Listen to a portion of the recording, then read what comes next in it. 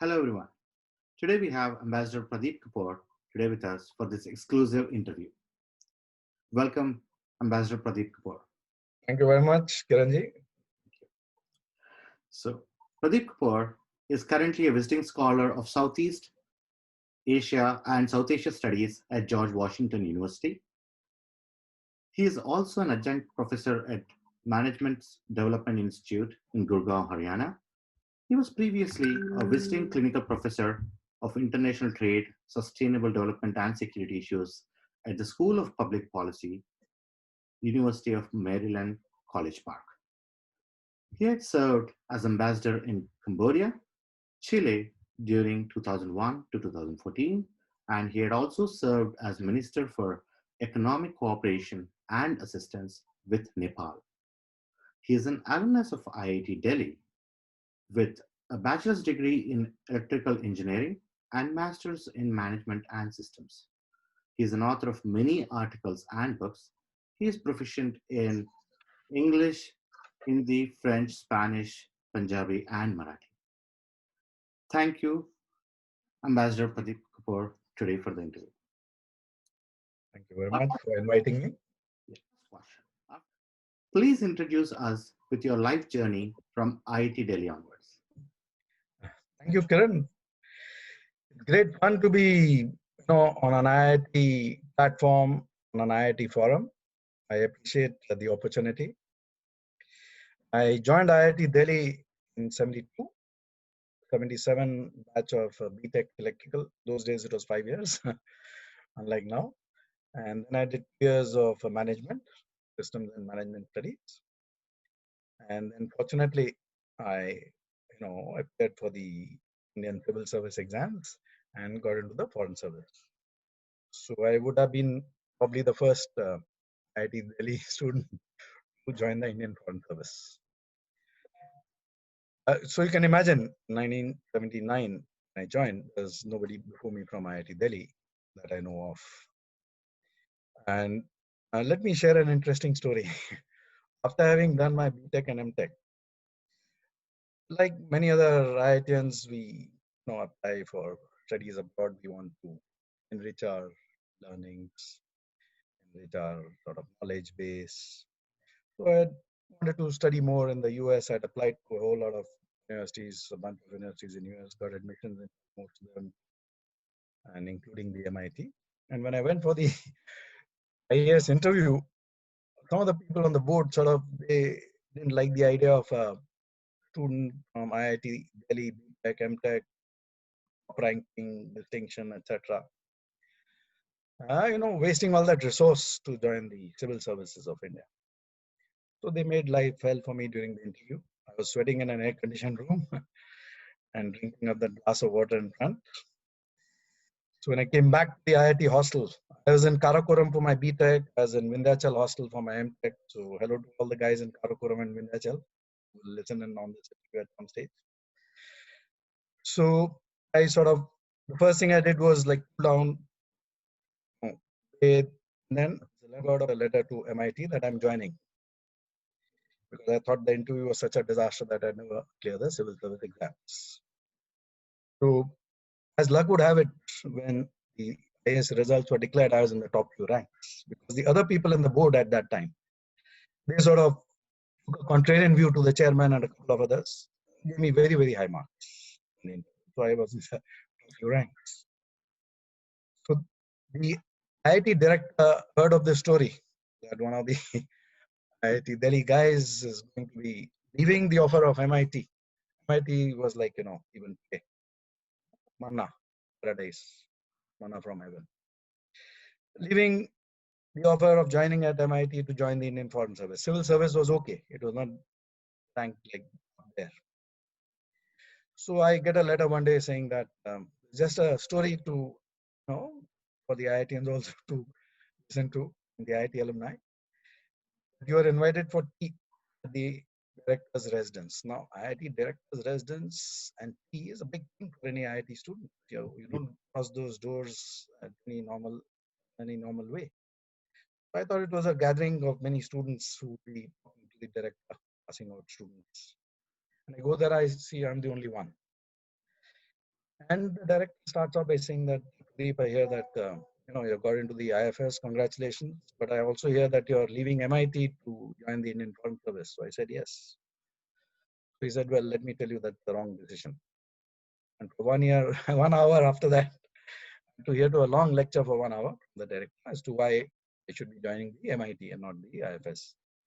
Well, I'm glad I sort of continued with my thinking of joining the Foreign Service Mm. because it was like a blessing and a gift to be able to work in this job. So I did work a lot, as you have said. Thank you for the introduction. I've worked in all the continents of the world except Australia.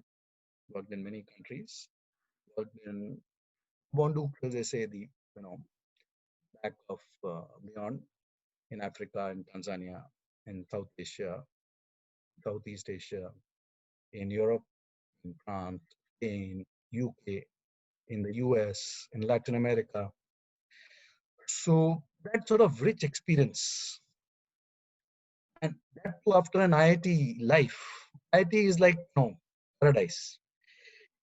It's like the best blessing for anybody in India to empower yourself, enrich yourself, to prepare yourself for life's journey.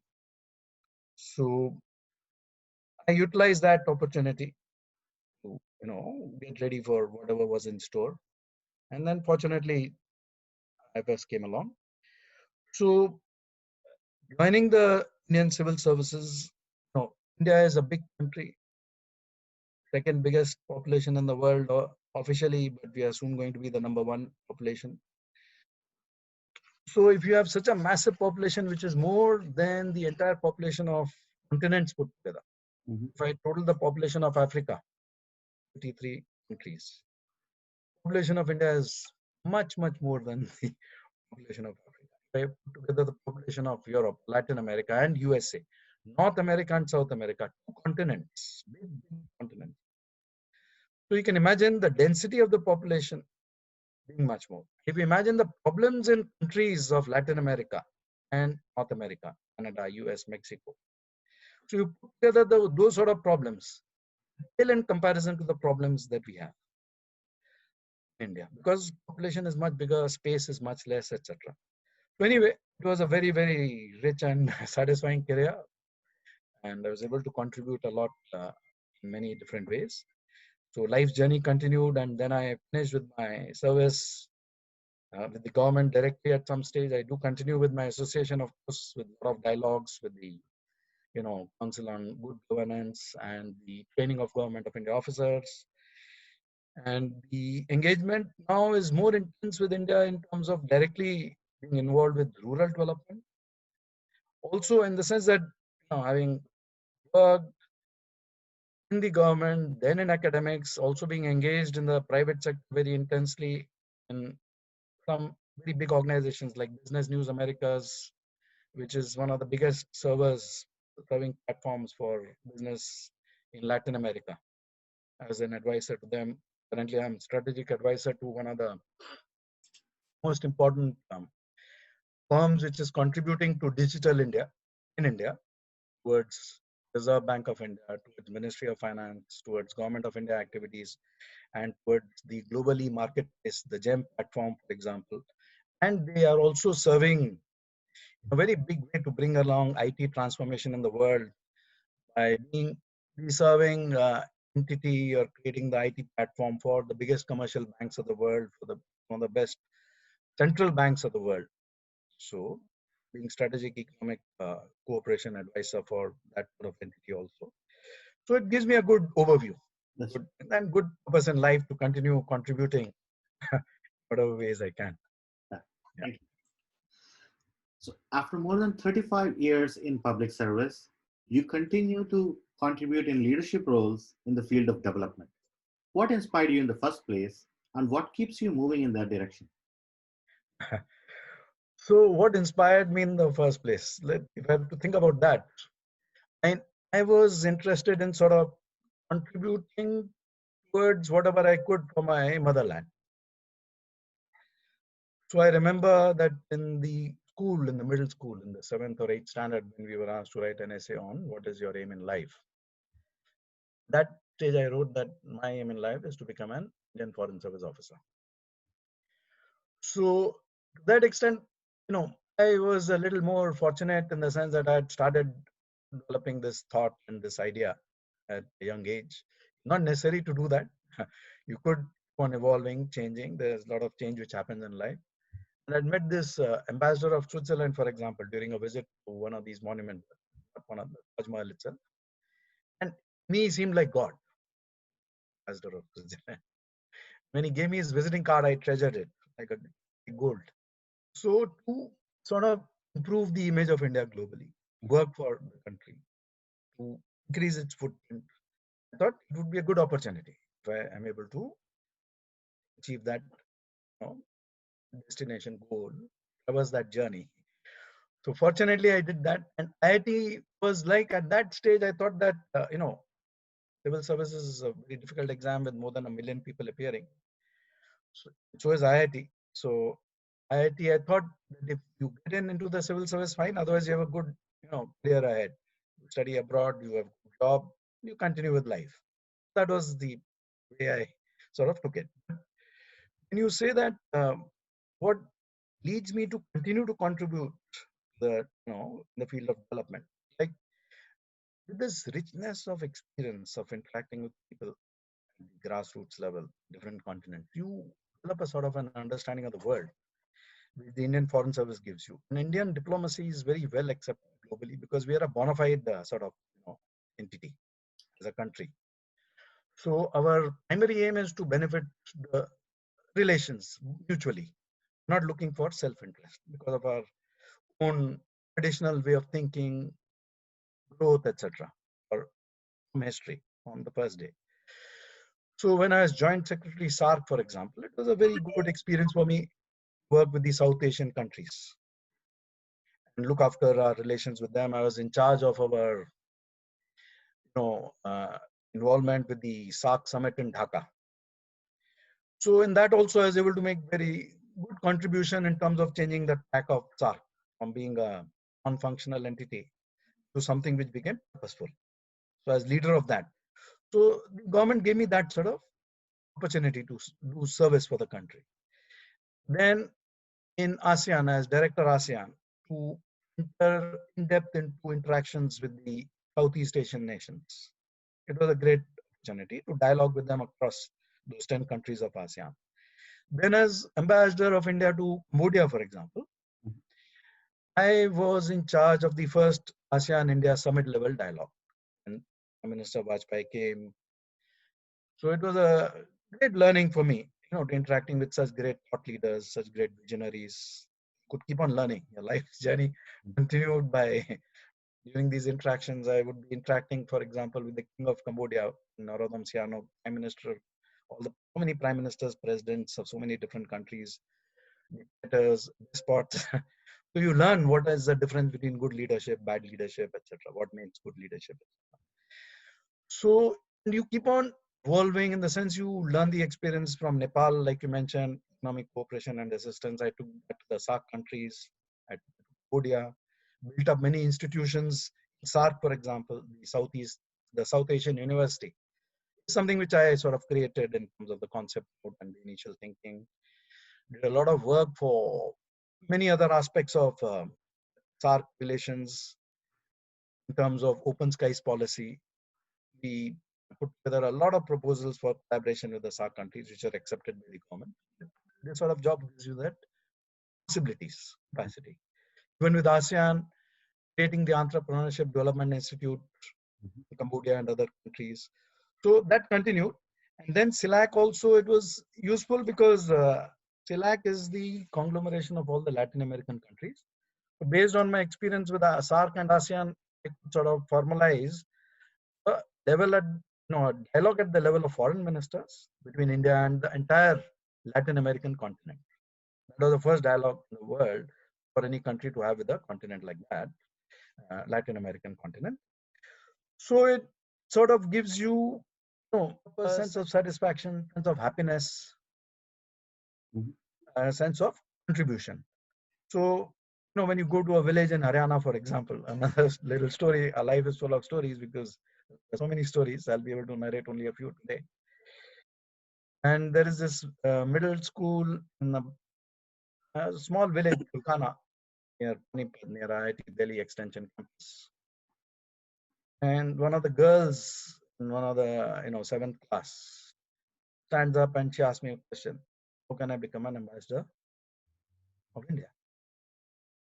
So to inspire people to sort of realize that there are areas where you can work, where you can think of doing some work which is going to be sort of contributing in a significant way to the country, to the world, to the community of nations. So that's what inspires me, and I do a lot of work now as executive director of the Smart Village Development Fund with the Wheels Global Foundation. Wheels stands for what W. It's for healthcare, for education, for electricity, for livelihoods, and it's for sustainability. So we are doing a lot of work in India in collaboration with many agencies, very big agencies in the villages, some government, some NGOs, and others. So it gives a great sort of deep satisfaction doing that. So, as a diplomat and then an ambassador of India, you have seen the world order very closely. What do you think changed, and where are we heading in future in this world order?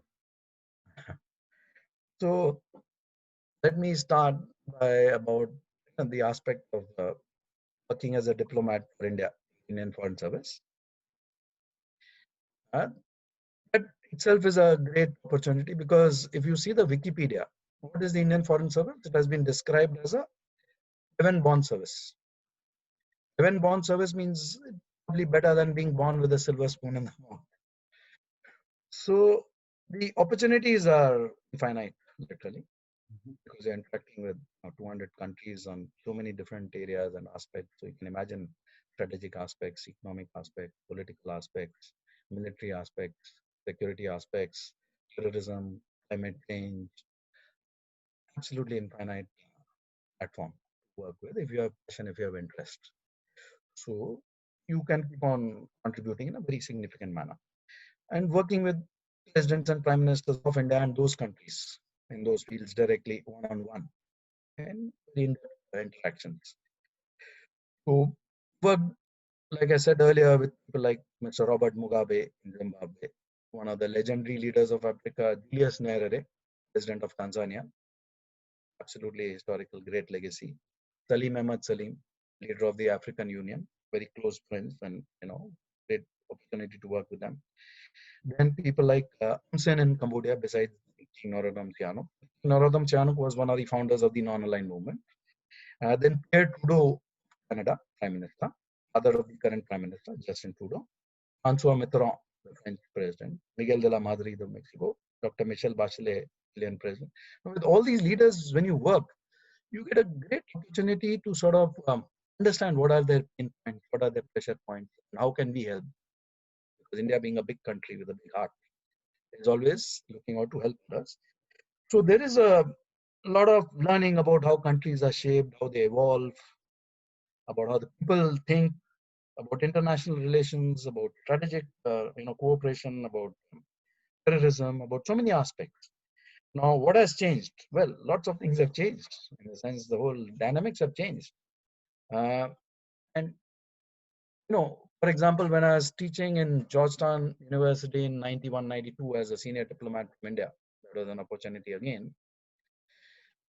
In the School of Foreign Service, in the Institute for the Study of Diplomacy, as first time a Government of India officer was sent out on delegation on a teaching assignment. So that time, the US government had put together a group to write out a white paper on the foreign service in 2001. It's in 91. So 10 years later, what the foreign service is going to look like. So they invited me to join that group. So at that time, technology was having its impact. USSR had fallen. So their aim was to reduce the foreign service, to make it smaller, and to make very significant changes because of technological advances that you have, video conferences between world leaders, etc., etc. So that was the thinking. I was very dramatically opposed to that concept of reducing the foreign services. I couldn't imagine the world without the foreign service, without personal interactions. So ultimately, they got convinced, and so the U.S. Foreign Service State Department sort of accepted that hypothesis also, that you cannot reduce it, even though USSR has fallen and technological advances have taken place, so they don't require so many people. So till today, it's a very, very behemoth U.S. Foreign Service, very large numbers compared to Indian Foreign Service, many dimensions of magnitude bigger. And then you had computers coming in, phones, mobile phones coming in, television coming in. We saw all those changes because those didn't exist before earlier. So to train my own staff, for example, as a first officer in the Ministry of External Affairs in the Government of India, as an officer in the High Commission of India, Tanzania to request for a purchase of a computer in Tanzania and Africa. So there was no process, there was no precedent. They didn't know how to deal with me or deal with my request of purchasing a computer. But because being from the IIT, my mind was open. Computers had just come into the market. So that's what IIT teaches you. So I sort of fought hard, debated, argued, negotiated. Ministry ultimately agreed. They said, okay, we'll give you only this much amount of money sanction, and you see if you can work it through. So some of my IIT friends, batchmates, were at that time dealing with computers. They said, okay, we'll do it for you. It doesn't fit our budget. We'll do it at no profit basis. So they shipped me a computer. That was the first computer installed in the embassy. So imagine now my difficulties with training my staff to open their minds to computers. Because we were used to what? Plex. No, I don't know. People don't know what Plex means today. Printers. We were used to typewriters, manual typewriters. There were no faxes. So I brought in a fax also after that. So I had to train them to use a fax also, how to change the printing rolls, etc., etc. So anyway, it was a challenge. Now we take these things for granted. The pace has changed. And this is phenomenal.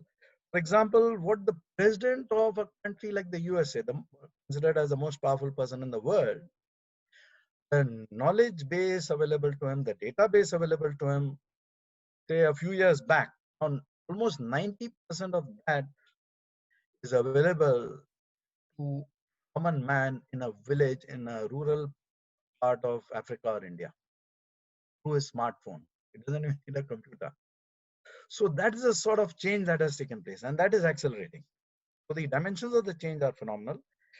So even in terms of organizations, when you talk about the world order, changes in the world order. Now, after the World War II, what happened? Bretton Woods institution, and the world was devastated, ruins, infrastructure damaged, destroyed. So in many ways, this coronavirus has similarities to World War II. In many ways, it is different. In the sense that it has impacted everybody in the world, in all the countries, but not destroyed the infrastructure. Thank God for that. So we still have that infrastructure, soft and hard, available to us.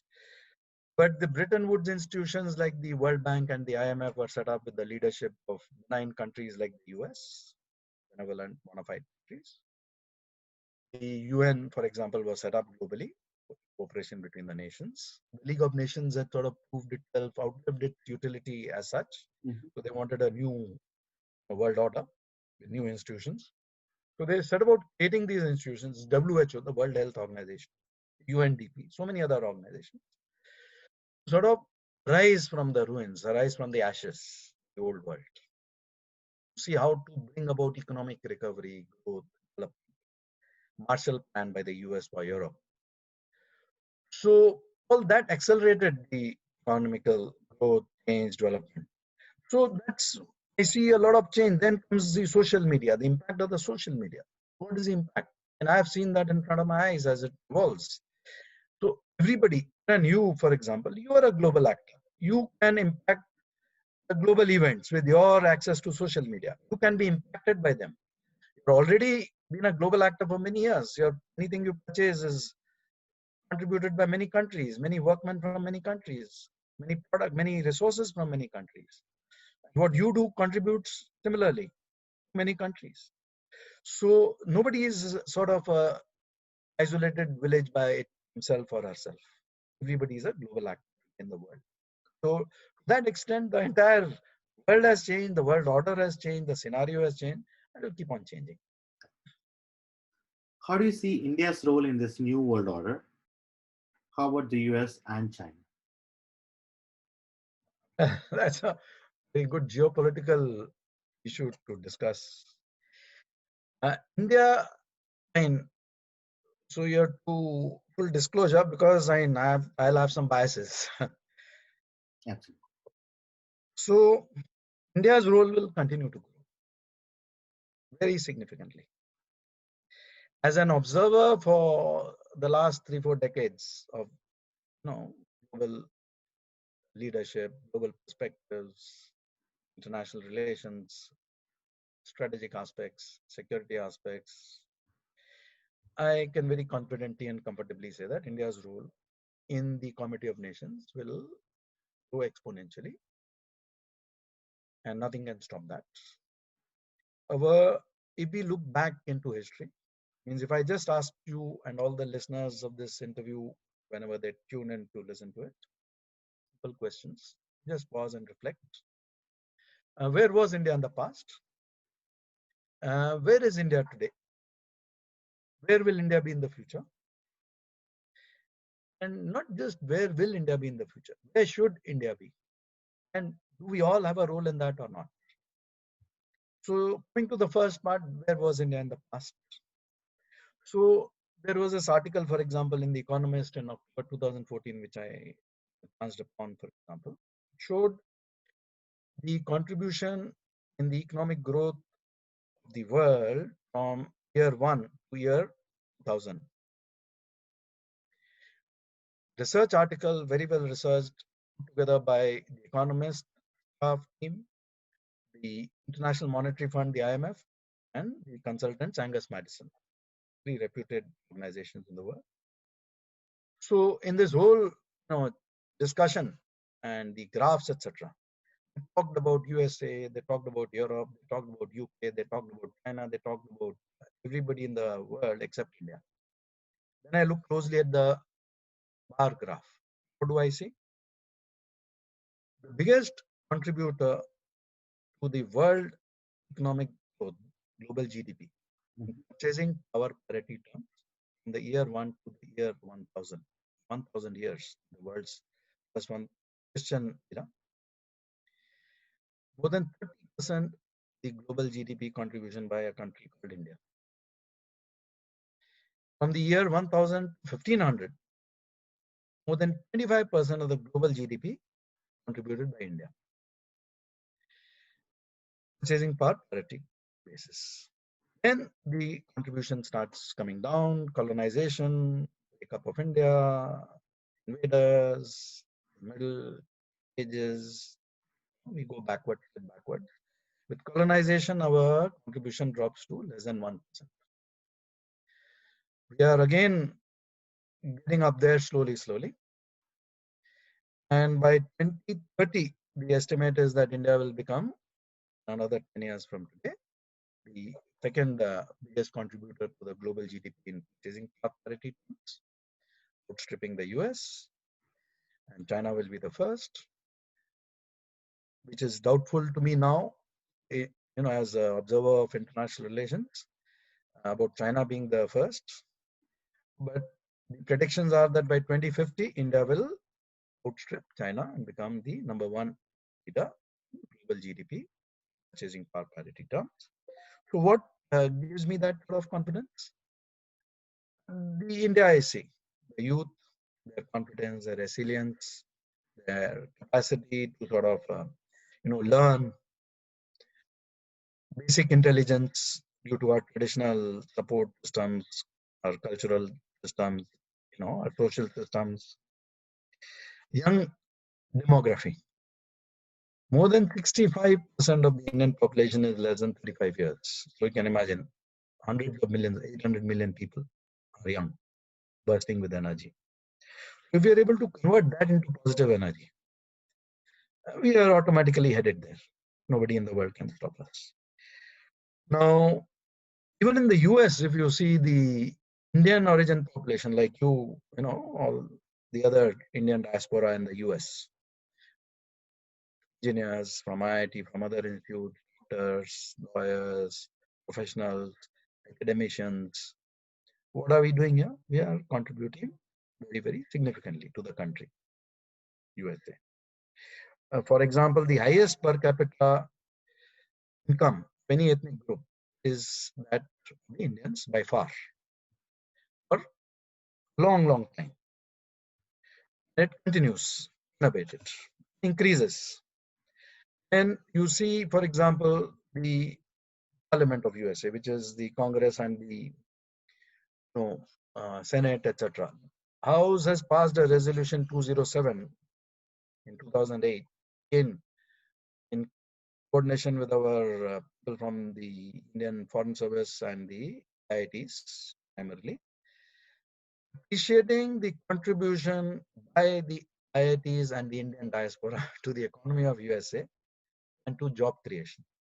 The only educational institution so recognized, and this sort of thing being codified in the US Congress. So you can imagine what a distinct honor for be codified and recognized. So that brings me to India-US relations. Now, that is, in my view, that has great potential, that has great possibilities. It can be the turning point for this century, for CETA, and can become the defining partnership of the 21st century. We are not yet there. There are a lot of obstacles to overcome, a lot of difficulties, a lot of understandings which have to emerge. Already cooperation in some spheres is very, very strong, scientific spheres, military spheres, security spheres, but that needs to percolate down to many other spheres. People to people is very good. So there I say that the Indian diaspora, like you and everybody else here, like me, we have a very important role to play to strengthening our relations. US is a land of opportunities. Indians have done very well. And US has very good basic inherent positive traits. So how do we amplify that? And how do we combine that and synergize that with the Indian traits to create a good positive basis for the global dynamics? So whether we can set up an institute for India-US, collaborations as diaspora, that is my sort of thought which I want to throw open to the Indian diaspora, which should be listening in to this later. China's role, well, I see a question mark as I mentioned earlier. Why do I see a question mark? Now, a country in coronavirus, half the world wants to call it the China virus or the Wuhan virus. Then, the sort of problems that China has with its neighbors. So, and if I just enumerate very briefly the problems which it has currently, just for our own understanding, you have problems with all its neighbors in terms of the South China Sea's overlapping claims, the East China Seas, countries like Indonesia, Japan, Vietnam, Philippines, Korea, etc., etc. And you have the relations with North Korea, being very close, which is not like, strategic aspect of the world for the dynamics and the problems it creates for the rest of the world. Pakistan, countries like that, the centers of terrorism, they support financially and otherwise. Their own problems in Hong Kong, in Tibet, in Taiwan, India-China border issues. So in BRI, the Belt and Road Initiative, them giving predatory sort of financing projects across infrastructure. Sri Lanka, we have seen that happen in Hambantota, where Sri Lanka is in great debt to China, and it has to sort of give it land sovereignty in the southern part of Sri Lanka to China. So that may happen to more countries because they're not able to pay back the loans. And also the story of the Olympics in China, when there was so many mass protests in so many countries of the world, including in India. I was in South Block at that time in the Ministry of External Affairs, and I saw it happen in front of my eyes, where we had to put out 10,000 security personnel for 3 kilometers of carrying the Olympics torch for China in front of South Block India Gate. So, and 5,000 Chinese people were there with our 10,000 security, just to protect them from being disrupted by the people who were not capable of China. So other countries had more severe problem. So from that perspective, if you have so many flanks open, I see sort of a new world order emerging, and I see China's role being a big question mark. That's why I see India's sort of role globally surging ahead. If you see the United Nations, again, now a lot of these institutions are almost getting obsolete. This, year 60, 70, 75 years since 1945.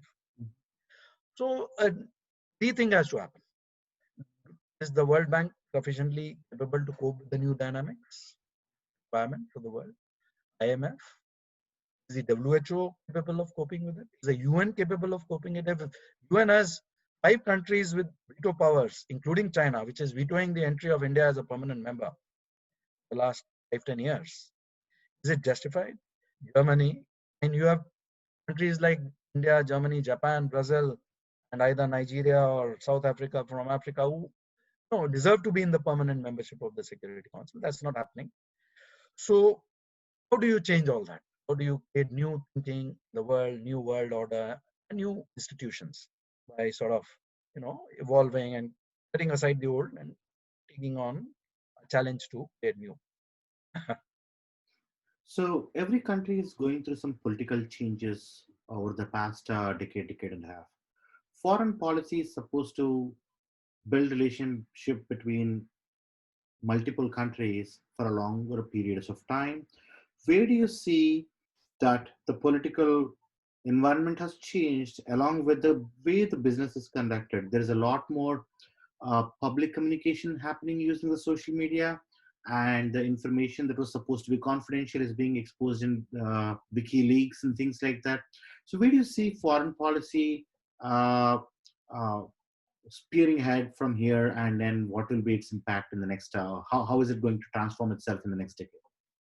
Right. So you're absolutely right there, Kiran. That's absolutely correct in the sense that, for example, when I was in the South Block, the Ministry of External Affairs, if I wanted to interact with academics, visionaries, think tanks, eminent persons, bounce off thoughts, ideas on how we should go ahead in certain aspects of our strategic relations with other countries, it was not very easy to get good ideas or thought because they were not getting access to that sort of data, knowledge, information which I had in my files, in my cupboard, on my desk. What has changed? How it has changed? Now, if I have a meeting, for example, with somebody, or if any leader, like Prime Minister of India, has a meeting with the President of USA, what happens? He put out the joint communique within a couple of hours after the meeting. So the whole world is getting to know almost, let us say, 70-80% of the actions, which is in the public domain, accessible because of the social media, because of the throwing it up in the internet websites. So they can now engage in a much more meaningful conversation. So that's why I'm saying you're becoming a powerful actor, global actor. Every individual is becoming a powerful global actor. So to that extent, public policy is being shaped by this also, by these changes. So today, for me to engage with think tanks or others on a more equitable basis is much easier, even as a government officer. I'm no longer protected or like isolated, the high walls which were there earlier. You didn't know, for example, as a common citizen in most countries, as to how to get access to the government, the officers, or any of your requirements, or any of your documents. It was a big sort of black wall, black box, the system. I used to get hundreds of requests. How do I read this? How do I read that person? Who's that person? Is there a telephone? Is there something? There are no emails. Where does he sit, etc., etc. So all that has broken, resolved. And then you have the Information Acts in so many countries, like in India also, information. So everything is transparent. So it's like house with glass doors and windows you're living in. have no sort of privacy, and top it all, the social media is impacting in a very, very big way also, because they can see whatever is happening and they can comment upon it. Technology is impacting in a very big way, because if I just engage in a very brief discussion about the technological development and progress, you have today Industry 4.0, the sense of how we define Industry 1.0 from historic times. Then we went on to 2.0, 3.0. Today we are in the phase of Industry 4.0. So we are talking about artificial intelligence. We are talking about cloud computing. We are talking about data analytics. We are talking about big data, cyber. We are talking about augmented reality, virtual reality, parallel computing, quantum computing. So all those developments are taking place at a very fast pace. Then we are also discussing about 5G and Industry 5.0 separately, different concepts altogether. In Industry 5.0, for example, we want to move from robotics to cobotics. So my thinking on this is, can we stop the pause, start reflecting a little bit? Are we going in the right direction? Is it the only direction? What has COVID taught us? Do we need to introduce more human element to all our critical thinking, critical design, or Industry 5.0? Can we make it human centric, not just machine based? So that sort of lesson is very, very important for the world to sort of ask itself this question, reflect upon it. So finally, what would be your message to our alums during this current situation? And in general, based on your rich experience, what would you advise our alums to be, like students and alumni, how to be happy and successful in life? Okay, thank you. That is something which I'm very passionate about, sort of encouraging our students. I've been involved in that in all my assignment, even as a foreign affairs officer. I've been lecturing in many universities in many countries of the world. So I am very optimistic about the millennials of today, about the students of IITs and other colleges in India and all over the world. They are the future. And they have the tools, they have the knowledge, they have the education, they have the capacity, and they are born into it, into that milieu. So for them to adjust, to adapt is very easy. But what they need to also learn is what I just mentioned about having a sense of, about understanding that there is something beyond self. So as elders, that is our responsibility to show them that aspect of life, that nature you can't exploit ruthlessly. The environment, the ecosystems, you need to respect them. You see our old traditional wisdom of India, Tharva Ved mentions about the Prithvi Sukta, the ode to the earth. So ode to the earth, what is it? What we are learning now, that earth needs to be respected. Nature needs to be respected. Do not exploit it endlessly. A point comes where suddenly it says stop. So, and there is this aspect of happiness also, which you are aspiring for. So you grow in life after your education in India, undergraduate, B.Tech from IIT or elsewhere. You learn a lot, you empower yourself, then you want to grow further. You do your MBAs in the IIMs or anywhere else. You come to the US for higher studies. So in India, I remember another quick story. Since we're coming to the almost the last phase of our dialogue. When we graduated in 77 in B.Tech, the convocation, the chief guest was the Prime Minister of India, Mrs. Indira Gandhi, and we spoke for a very long time about brain drain. So, on the one hand, you're getting a degree, B.Tech, which is like your lifelong dream.